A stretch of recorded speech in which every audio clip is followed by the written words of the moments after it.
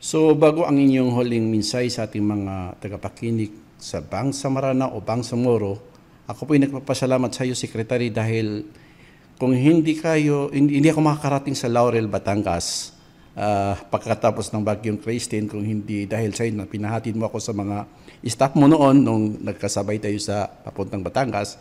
So maraming salamat at gusto namin marinig ang inyong huling minsay sa mga Bangsamoro. Well, sa ating mga kapatid na Bangsamoro, yung number one, alam nyo, ako'y natutuwa at napakaganda ngayon ng nangyayari sa ating proseso. No? Maraming nagagawa na mga LGU ngayon, yung ating mga naano po dyan sa may Maguindanao na mga bagong local government unit. No? Alam kong mahirap maging mayor din po ako. Pero that's a normal process.